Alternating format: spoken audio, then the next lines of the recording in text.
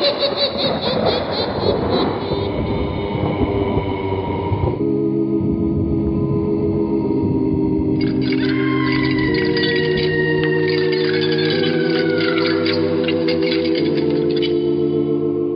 Mysterious Old Radio Listening Society podcast.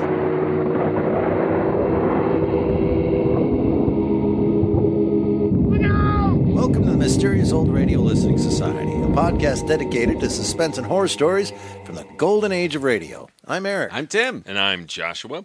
We love scary old-time radio stories. There's nothing quite like a disembodied voice telling a genuinely disturbing tale. But do these stories stand the test of time, or are we being deceived by nostalgia? Are they suspenseful or forgettable? Bone-chilling or butt-numbing? That's what we're here to find out. This week, I am interrupting our Listener Library series. The last few weeks, we have been catching up on suggestions from our listeners, and we will continue to do so next week. But next Sunday, August 20th, is the 127th anniversary of the birth of horror icon H.P. Lovecraft. My heart is breaking that I will not be in Providence celebrating with fans at Necronomicon, but as consolation, I will be at Gen Con in Indianapolis running a Call of Cthulhu game. Me too. One of the most influential horror writers of the 20th century, Lovecraft was known for a distinctive style of cosmic horror, depicting characters driven to madness and disaster when confronted by otherworldly gods, indescribable beings beyond the scope of comprehension.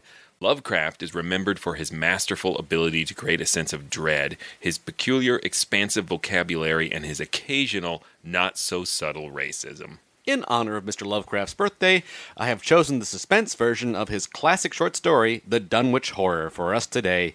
It was originally aired on November 1st, 1945. Forget the petty distractions around you. Forget what you think you know. Forget everything but what you hear right now. It's late at night, and a chill has set in. You're alone, and the only light you see is coming from an antique radio. Listen to the sounds coming from the speaker. Listen to the music.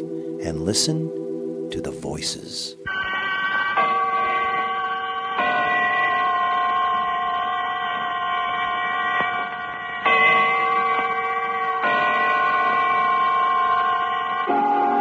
Suspense. Mr. Ronald Colman as star of The Dunwich Horror, a suspense play produced, edited, and directed by William Spear.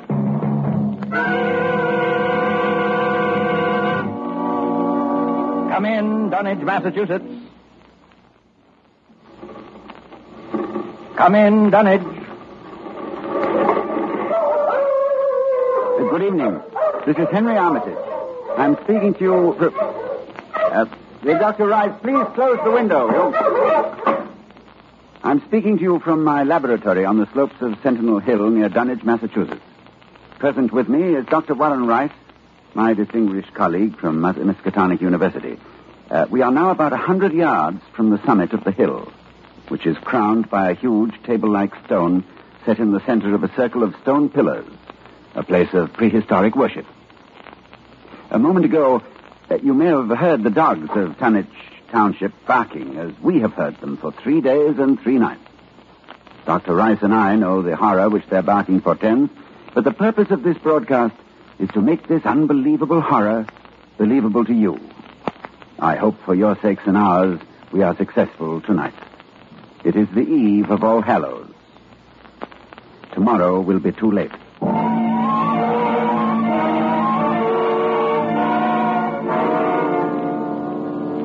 Our time tonight is very short, so I'll speak only of those more recent events which, believe me, may culminate at any moment in a climax too frightful to wholly contemplate. I will begin with the birth of Wilbur Whateley.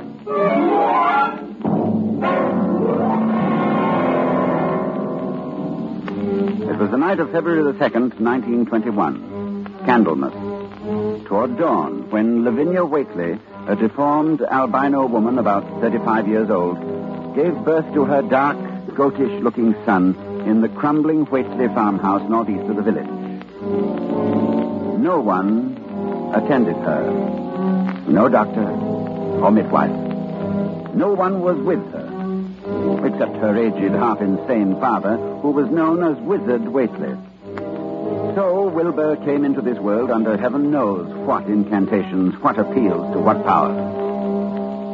A week later, Wizard Whateley drove his sleigh into Dunwich village and reported the event to a group of loungers in Osborne's general store. Hey, your grandson got yellow hair like Lavinia, Wizard? No, takes after his father more. He's dark. You never spoke of who his father might be now, did you? Oh, you'll know his father when the time comes.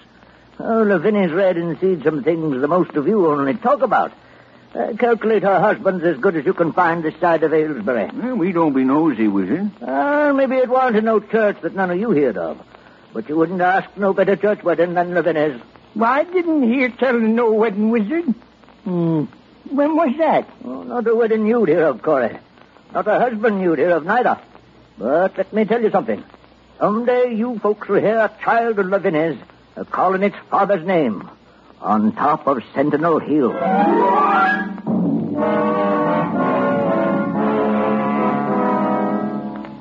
Prophecy? Or idle boasting by an insane old man? Now, I know I ask a great deal when I ask you to believe that the arrival of an infant into that house of dire poverty and squalor could possibly constitute a horror and a threat to all our known world. Yet it has an earthly history. Perhaps through this history, you will be able to give it credence. Wilbur Whateley's growth was uncanny. But even if he had been an average child, he would have become, in time, an unnatural being, for he was surrounded from the first by the most malign influences. There was his grandfather, old Whateley, Wizard Whateley, who each Halloween climbed Sentinel Hill to the great circle of stone, and while the hills shook, stood holding a great book open on his arm and shrieked into the wind. Shrieked.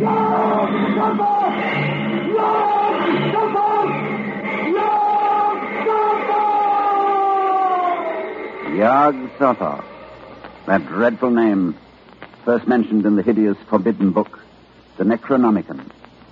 And this Wizard Whateley was Wilbur's teacher.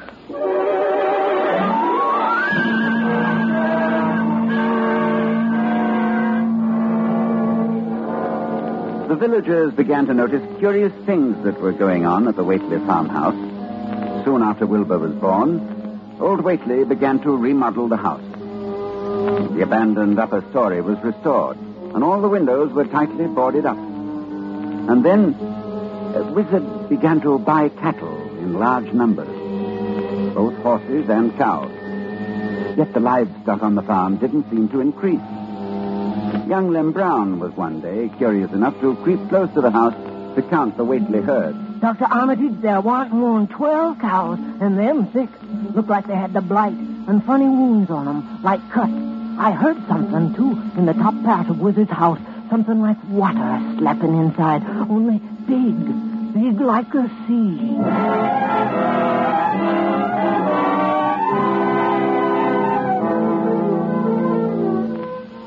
One other person went to the Whateley farm in the years before I met Wilbur. Dr. Ken Houghton of Aylesbury, who was called by Wilbur himself, who said that his grandfather was dying. Dr. Houghton found the old man in a bedroom on the ground floor, and Wilbur with him. While outside the window, a legion of whippoorwills cried loudly and rhythmically, endlessly. Wilbur spoke about the sound. Listen, he's whistling time with his breathing now. They're ready. Listen, Doctor.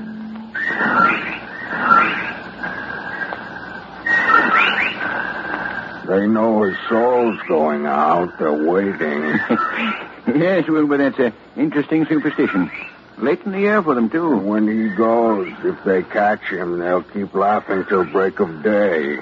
If they don't catch him, they'll quiet down. You mean you believe that... Just a minute. I think he's conscious. Yes, the birds changed when his breathing changed. Like Willie, I say. Willie. I'm here. More space, Willie. Remember, more space soon. Yes, I'll build it. You grows, but that grows faster.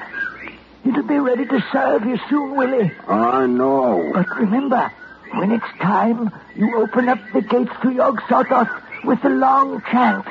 The one on page 751 of the book. But mind you, speed it enough. Because if it gets out before you opens to Yog-Sothoth, it's all over.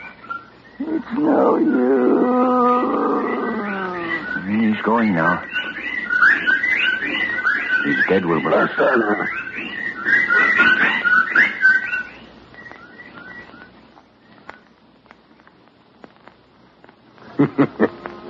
The birds, they didn't get him. Yes, he's free.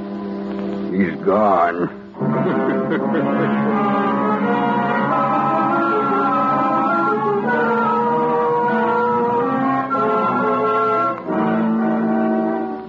It was the winter following Wizard Whateley's death that I first met Wilbur. He came in person to the library at Miskatonic University to consult a copy of the hideous Necronomicon, which was kept there in its Latin version, as printed in Spain in the 17th century. I tell you, when he came into my office, I was appalled at his appearance. 8 feet tall, shabby, dirty, bearded. But I was even more appalled by his voice when he spoke to me. I wrote you a letter a month past, Doctor. I wanted a loan of the book. Well, that's a book that's never loaned from this library. I doubt if it is from any library. Well, I have to see it then. Oh, very well. It's kept right here. As you know, there are only 3 copies of this book in existence. That's why we're careful. Here, you can look at it on this table. Wizard said it would be on page 751. What? What is it you're looking for? The formula, the long chant. The one that opens the gate to Yog-Sothoth.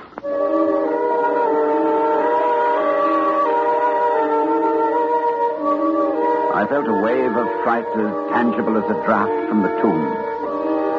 It seemed somehow like the spawn of another dimension, like something only partly of mankind, linked to black gulfs beyond all spheres of force and matter, space and time. And presently he raised his head and spoke again. It's here, all right, but I'll have to have a copy. Oh, that paragraph there? Oh, I don't know. You know Latin, Doctor? Yes, certainly. Then read it, Doctor. Let's hear how you make it out. All right, that shouldn't be difficult. Let's see. Nor is it to be thought that man is the oldest or the last of Earth's masters. The old ones were, and the old ones shall be. Not in the spaces that we know, but between them. But only Yog-Sothoth knows the gate. Yog-Sothoth is the gate to where the old ones broke through of old. Their hands are at your throats, yet ye see them not.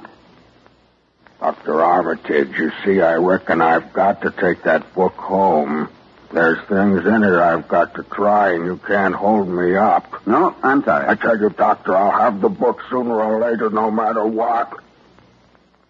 You see, that's waiting for me at home won't wait much longer.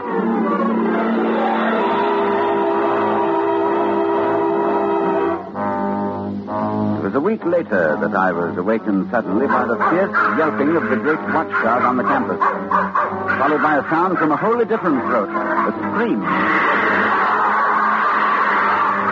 And I knew instantly that Wilbur had come back for the Necronomicon. I hastened into my clothes and rushed across to the library where a crowd had gathered before the smashed window of my office. Inside, there was a fearful groaning and growling, and some instinct warned me that what was taking place there was not for unfortified eyes to see. I brushed back the crowd, motioning only to Professor Rice to come in with me. When we opened the study door, Professor Rice screamed. No, Dr. Armitage, no, I can't. Come, close the door. We can't let them see. He's alive, but Lord, what a job that dog's done. Torn him to bits. Oh, it's a horrible sound, that moaning. Suppose we ought to call a doctor? A doctor? a doctor for that. No doctor in the world would know what to do for that. Look, Armitage, it's not human, nor animal. Where did it come from? Can you tell me? Can you tell me what it is?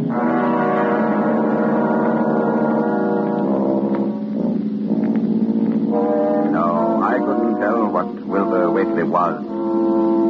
The thing that lay half bent on its side in a pool of greenish-yellow stickiness was 9 feet tall.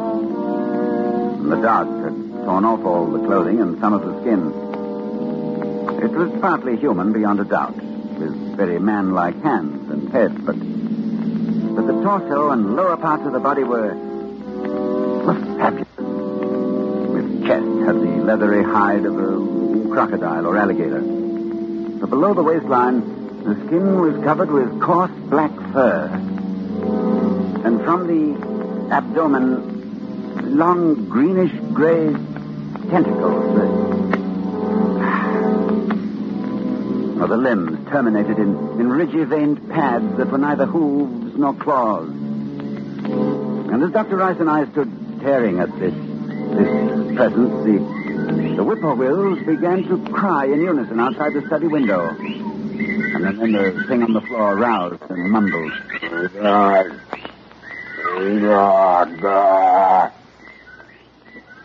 Yog-Sothoth. Yog-Sothoth. Armitage, in heaven's name. Listen. The whippoorwills. Listen. Yes, he's dead now. Look, Rice. Look what's happening. He's disintegrating. Course. Fast, too. Fading away. Because he isn't made of matter as we know it on Earth. I guess he took after his father. So there'll be nothing left. His father? What was his father? I daren't think.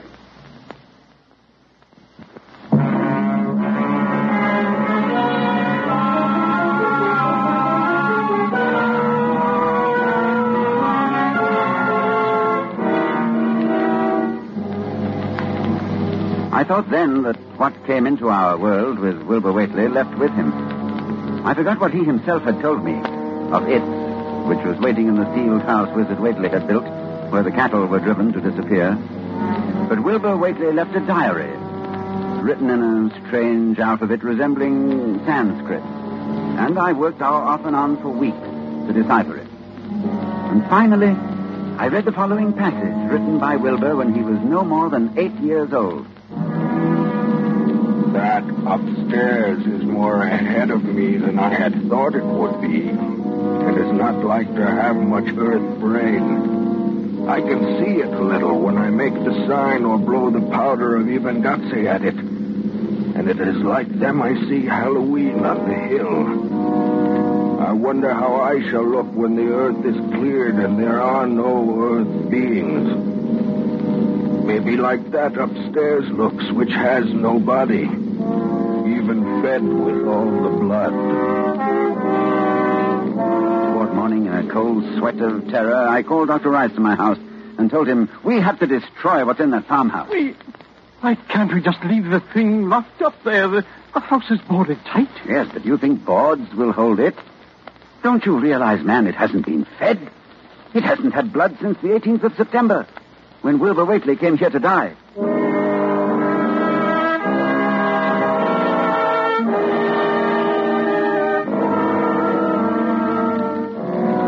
We left for Dunwich that night, and we've been here on Sentinel Hill ever since, working desperately to discover the formula in time. But a week ago tonight, shortly after dawn... Yeah, hello? Dr. Armitage, this is Lem Brown. I was just up beyond the glen, Doctor, looking for cows I lost last night. Yes, Lem? Well, Doctor, something's been there. Smells like thunder, and there's prints in the road. Great round prints, big as barrel heads, like a elephant has been along. Anything else, Lem? That's all I see. Except bushes and trees pushed back from the road, like a house was drug along. Oh. Did you hear anything? Yes, long toward morning, I heard a sound over toward Whateley's place, a kind of ripping or tearing of wood, like a big box was being opened up. Chancy, you heard it too. Lem, who lives nearest the Whateley farm? Why, that'd be Elmer Fry's place. Oh, he's on this line, too, isn't he? Hang on, and I'll ring him.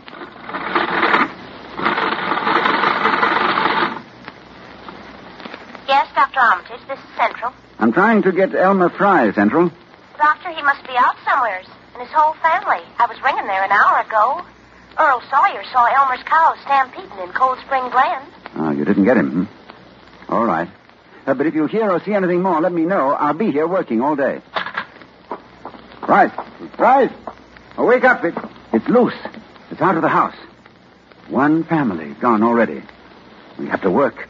Pray God we find that formula in time.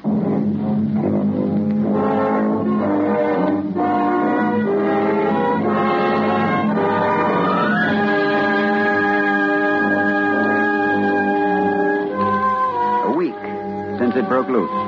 A week of terror and panic here in Dunwich Township. Each night it moves about the countryside, leaving the trees crushed in a 30-foot swathe, as though by a moving mountain, leaving its monstrous tracks and a trail of tarry stickiness, leaving crushed and gutted farmhouses and whole herds of cattle drained of blood. Well, ladies and gentlemen, that is the story to this moment. And tonight is Halloween. Tonight we are here to... Just one moment, please. Dr. Rice, did you hear something? With the window closed, no. Well, we'll throw it open. I thought so. Listen. The sound from 1,000 bending trees. A sound like the sea moving across a forest. Yes, it's coming here, of course. All Hallows, it comes to Sentinel Hill. Dr. Rice, I'll try the formula and the powder from the altar stone. I want you to stay here at the microphone and report what you see. Very well, Dr. Armitage. Oh, wait a minute before I go. To any scientists who may be listening to me, if I fail, there is a possible alternative formula in Falconer's Mystical Formulae of the Middle Ages on page 24. Listen. Well, there are the whippoorwills. I better get out there. Take over, Dr. Rice. Yes. I'll do as well as I can, Armitage. Good luck.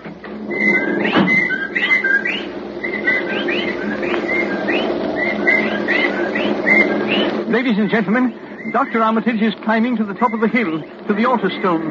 I can see him plainly, for the moon is high and the night clear. Down the hill toward the dark village, I can see the grasses and shrubbery bending down, marking the monster's ascent. It moves quite fast, and I feel the proximity to phases of being utterly forbidden. Now, Dr. Armitage stands now on the altar stone and is holding the powder which, if the books are correct, will make this thing for an instant visible. It is quite close to him now, perhaps 20 yards or less. He lifts his hands. He flings the powder in a wide arc. I can see... Oh, no!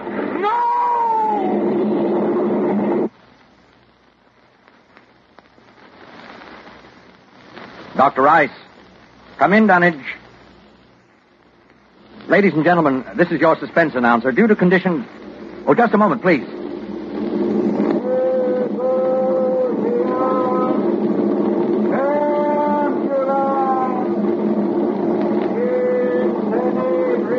One moment, please. Dr. Rice, can you hear me? Yes, I can hear you. Yes, for a moment I was overcome when I saw...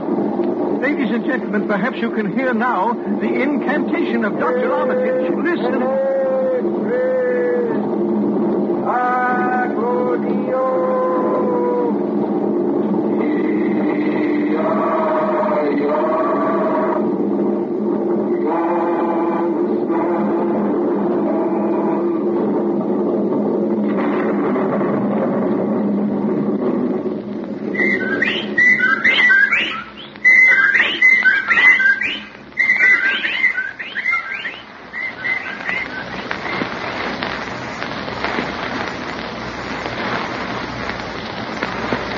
The whippoorwills mean death. And Dr. Armitage is walking back here now. So we know that whatever it was, it is gone. It is dead.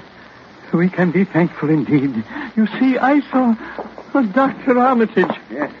Did you see it, Dr. Rice? I saw it, Lord, yes. What did it look like to you? It looked here like something made of squirming ropes, but bigger than a barn and shaped, well, like an egg, and dozens of legs, like barrels that half closed when it stepped, and nothing solid about it, and at least 15 or 20 mouths or trunks opening and closing, but what was it? Oh, a kind of force.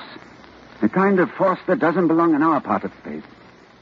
Did you notice the half face on top? Half face, like a human face. Yes, very large, but yes, quite human, and quite like Wilbur's, like all the Whateleys. Then it was... That's right. It was Wilbur's twin brother. And you saw what 3 weeks' growth had done. And it was the child of Lavinia's who called its father's name on Sentinel Hill, as Wizard Whateley prophesied. You heard it calling, Yog-Sothoth. Ladies and gentlemen, this night is over. It is All Saints' Day. May heaven bless us all.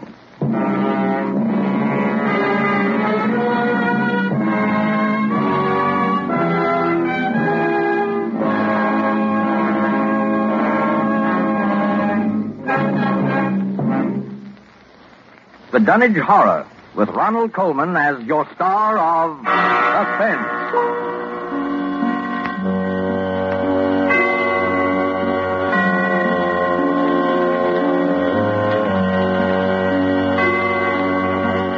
This is the Armed Forces Radio Service. That was an episode of Suspense called The Dunwich Horror, here on the Mysterious Old Radio Listening Society podcast. Once again, I'm Eric. I'm Tim. And I'm Joshua. And that was a story written by H.P. Lovecraft in honor of his birthday that's coming up, tomorrow, next week? When Sunday. Is it? Sunday, okay. And Tim is a huge H.P. Lovecraft fan. I am. I have a few Lovecraft bona fides. I said bona fides. I have been a writer on various board games, including Arkham Horror, Fantasy Flight Games' whole Arkham Files series, Eldritch Horror, Mythos Tales from 8th Summit. I've done one-man shows based on Lovecraft. What was the Lovecraft show? I think it was a Fringe show that I went and saw. You and Amy were in it with the snakes coming out of the walls. That was The Curse of Yig. That's right. That was beautiful. I mean, terrifying, but it was really well done. I'm going to jump right into my final note and start with it because I think it's important. This, again, falls into this category where I sometimes unintentionally feel left out. Like Lord of the Rings, we've talked about that. I made jokes in this, but Harry Potter. When you watch the movies, they're not done for people who haven't read the books. And those who have read the book say, oh, of course you can follow along. No, it's not that hard. It's not that. And it really is. I'm sorry, who's this again? And what's happening? And what are they talking about again? I like that he thinks reading the books would be simpler. But you can reread it, or at least you're an aficionado on it. Yes. I think the same thing applies to Harry Potter a lot. I think that they skip chunks of the book. They go, well, everybody knows what happened there. Now they're at the Cave of Gloobadoo. So now... I love the Cave of Gloobadoo. He did a board game on the Caves of Gloobadoo. All right, so I listened to this again, as always. You guys send them to me. I don't go look up anything. I don't find out anything. I know nothing about H.P. Lovecraft except for this Yig thing that you did. I know that he is a writer that has a huge following that does a scary thing, so I'm not a complete idiot, but I don't know anything about it. So I just sit and listen to it. And here's where this radio adaptation of this lost me a little bit. I had to stop and go look things up because they didn't take the time to explain it to someone that doesn't know. I had never heard, and you're going to have to help me with the word Necronomicon? Necronomicon? Yeah, but you knew Yog-Sothoth, sure. Right? I was going to get to that. That's another great example. They say them, and they don't explain them. So, I'm sorry, if you know nothing about Lovecraft, if you haven't read this, then you have no idea what's happening. And because of the age of the internet, I could stop, look at them, and go, okay, now I know what's going on. Oh, Yog-Sothoth. I actually said that. I'm on Wikipedia and went, that's what he's yelling at the top of the hill. I get it now, but this is my point. Why do I have to be left behind? Or say at the beginning, turn it off if you don't know anything about Lovecraft because you're going to be confused. In that voice, too, by the way. A difference between now and then. Was it required reading in school? Not at all. When Lovecraft would write this story and include a reference to Yog-Sothoth, he had no intention that you should know who Yog-Sothoth was, but he would present it without explanation. Because part of his point, I feel, was that you get these glimpses of things you don't understand and you don't know, and it's meant to make you feel uncomfortable and uneasy. I think Necronomicon, at least, he would put a little one-sentence description in there, but because so much time has passed, because people have shown so much interest, now it is more like a modern canon thing where people know this is what this is and this is what you have to understand about it. That was not so much true at the time. But you just said it. One sentence would have helped me out. It's an old book that has all these things in it. I think it says it's an old book, and he goes to a library to find a copy of it, to look up pages in it, so I think that much is explained. But the information I found when I read, and by the way, this took me way too long to get through this because now I'm down a rabbit hole of the Necronomicon. Oh, God. And I'm reading everything, and I will tell you, and I'm not lying, 3 hours before I came back and hit unpause. Because I was like, oh, there's this Necronomicon that is that people don't like that was written in. Oh, it's fake. Oh, and the Anton LaVey one? Oh, yeah. Yeah. And there's this one, and people, look at all these images of people who have made them in their homes and what they think it looks like. And it was fascinating. And how many people think it's real? That bookstores are inundated around the clock with H.P. Lovecraft people asking for copies of this, not thinking that it's not real, by the way. You are currently lecturing on the topic of this material that you said you didn't understand. It's my point. I had to go learn all this. Barnes & Noble has it under the frequently asked questions on their website. It does not exist. Anyway. That's awesome. I know, right? You could make things much more inviting for a guy like me who's just like, I love old-time radio. Tell me a scary story. Oh, I've got so much to learn. Well, I will say this. There's probably a reason that this is the one Golden Age adaptation of H.P. Lovecraft, because I don't think it's adapter-friendly, because like Tim said, H.P. Lovecraft's intent was that you get these confusing, baffling glimpses into a bigger, darker world that is supposed to leave you unsettled.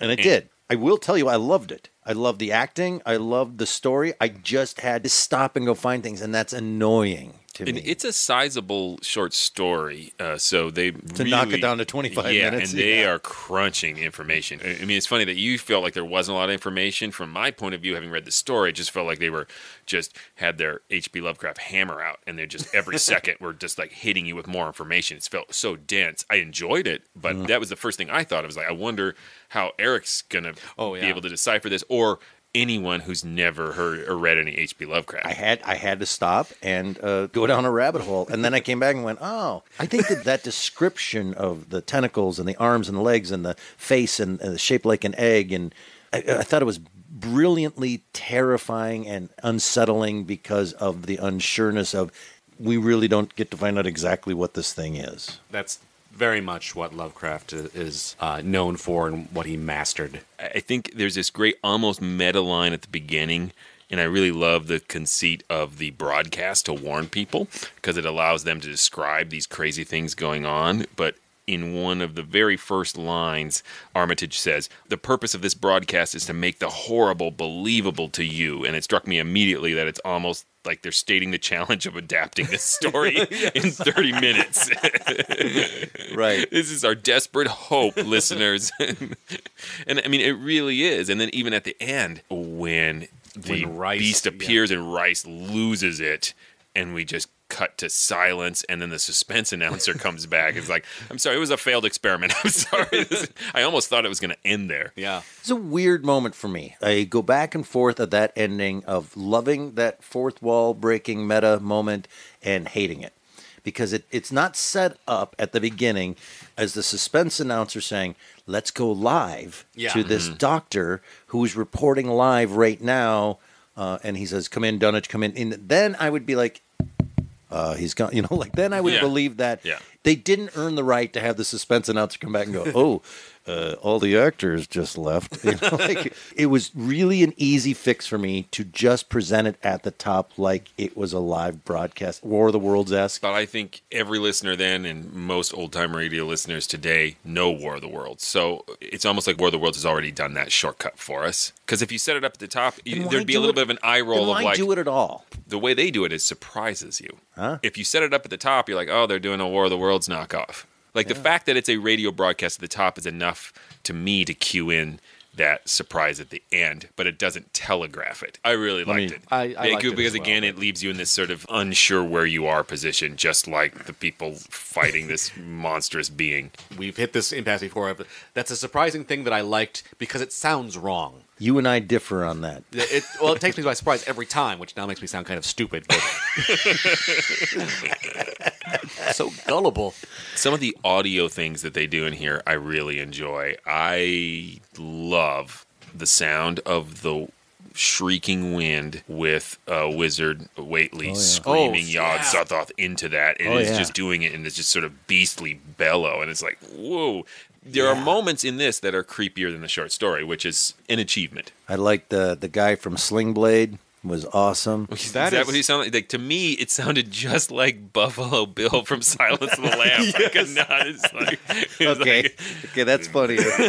But that's something that's lotion in the basket. Or I like them French fried potatoes. You don't inherently put that voice when you're reading the short story. At least I didn't. To Wilbur. Okay. He's supposed to be this sort of imposing figure, but he's also an Appalachian hillbilly. That's one of the things I love about this adaptation. 8 foot tall and goatish looking. Yes. Yeah. It's distressing. Even it reminded me of that, and I did kind of think of him standing in front of the mirror, tucking his junk between his goat legs and dancing around. But once I got past that, it's a disturbing choice to. I'd Necromon me. And I gotta go. Tim, yes. Since you're the big Lovecraft guy, how did they do? As much as you are joyous over I Love a Mystery, I am so joyous over this because it is the perfect blend of Lovecraft and suspense. Mm-hmm. It takes that pulpy horror of the 20s and 30s, puts it in this environment of the 40s and 50s radio show, and it helps because I know the story, so I'm not struggling to follow the plot. I didn't really struggle to follow the plot. I will give you that. I mean, I get it. I just want to know more about that. Mm-hmm. And then, unfortunately, I found out it was a huge pop culture deal that I had to learn a lot about. And I get when they refer to it like, and you should know this, that you feel like, oh, I should know this. But I did have to look up what he was screaming at the top of the mountain. Like, I needed to know what those words were. And how awesome in audio are the whippoorwills? Yes. Yeah. There's another rabbit hole I went down, by the way. And it is an actual, especially East Coast legend. It's a Native American legend as well that they do sing at your door when you're dying and will take your soul away for you. And so all of that I thought was really cool. And then I read that Lovecraft knew that because of a woman that he interviewed that had all of these old folk legends, and he spent a long time interviewing her and incorporated a lot of her, what he told her, into his books. Did I just teach you something? I had no idea. Nice. Look at me. Did either one of you understand one word that was said in the general store? One word of that Northeast accent conversation with the old man? I have no idea. I listened 50 times. Church like they've never seen. A husband like that. Yeah, Pepperidge Farm. And not one word did I know what was going on. I got the gist. Yeah, well, yeah, something about... You'll find out who his father is. That really is the gist. One day, Yog-Sothoth is going to come kick your butt. I love about this story is that they set Wilbur up as this major antagonist, that he is the big threat. He's going to come get this book, and he comes and he's killed by a dog. When I first read the story, I was just like, what? And I flipped ahead and like, there's still like 25 more pages. What's going on? Yeah, I love that. But that's because he's weak, right? He's weakening, isn't that? His twin brother's growing so fast. He needs to get this book. Twin brother. Woo! Didn't catch that. That's an important part of the story. Wow, I did not catch the gigantic thing. I just thought it was his father that had fathered him. That's being from another world had fathered him. And if this adaptation has a weakness, I hate to say it, it's Ronald Colman. Because he is so ridiculously calm and English during the entire thing. And even that explanation, he's just fought this giant squirming entity, and he's just very low-key about it. He's like, did you see he had a face on one side of him, and he looked a little like his brother Wilbur, and they were twins, and let's go have tea. Yes. I didn't hear the word twins. I thought it was his dad. So why is he then weaker a week later to come back to get the fancy book? Is his brother taking his blood from him to stay alive? He's weaker. It's just that it's just a mean dog. Yeah, it's a mean dog. Good dog. But his brother is 9 feet tall and looks different when he comes back. His legs are scaly. Well, he's always looked like that. It's just the dog has shredded him, torn his clothes off. They're looking at the body, and that's where that description comes. I thought that had happened in the week that he was gone. But they do in the description add a foot to his height, which they didn't. Okay, they said 9 feet in the second part. Because they're both growing, and they keep saying that I'm surprised at how much faster the other one is growing. And so the other one is somehow more connected to his father, and he's more part of this other world because even Wilbur wonders, what will I look like when I don't have this body, when I am part of this scary world? Who is the father? Yog-Sothoth. And what is that? Is that Satan? Extra-dimensional being who exists between time and space, not in space, but between spaces.